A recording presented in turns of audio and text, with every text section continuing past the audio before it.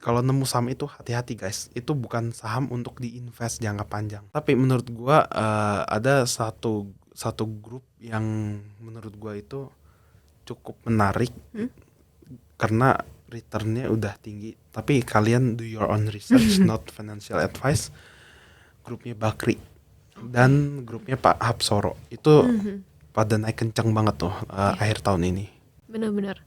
Dan gak ada yang nyangka juga ya, maksudnya dua ini tiba-tiba naiknya tuh langsung secepat itu. Naiknya pumpnya kencang banget ya. Pumpnya kencang banget. Iya. Berarti next year dua ini menarik untuk dipantau Dua ini menarik juga ya. untuk dipantau ya. Tapi kalian hati-hati juga karena semakin tinggi kenaikan saham, justru resikonya bertambah. Iya benar. Orang Indonesia kan beda, kebalik biasanya.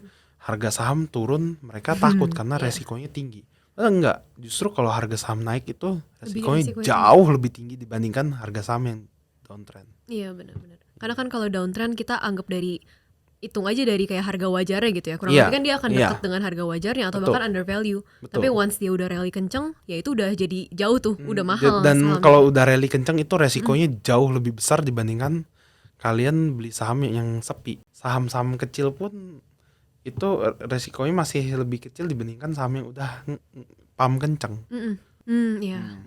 Karena again tadi saham-saham Indonesia tuh banyaknya di drive-nya sama sentimen tertentu ya. Dan begitu sentimennya udah nyampe ya sah-sah aja untuk diguyur kan dari Iya. Jadi ya gitu guys.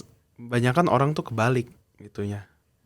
Udah pump kenceng dia malah masuk padahal itu resikonya paling tinggi gitu. Iya benar-benar. Nah boleh gak sih kasih tips juga nih buat para trader atau buat para investor supaya mereka ya di saham-saham Indo tuh ya nggak gampang kena guyur juga. Let's say tahun ini kan kejadian beberapa kali ya.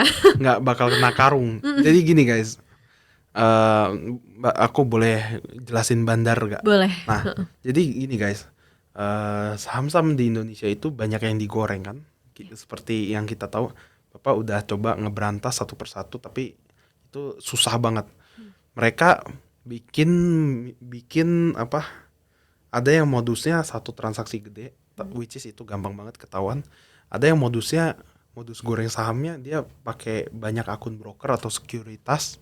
Terus udah itu dia bikin bot ya kayak macam bot gitu. Jadi ada ribuan akun gitu beli saham tersebut seolah-olah saham itu lagi rame itu transaksinya. Jadi dia naikin volume transaksi untuk ngebodoh-bodohin retail. Jadi retail nih kepancing nih, ini volume transaksi tinggi.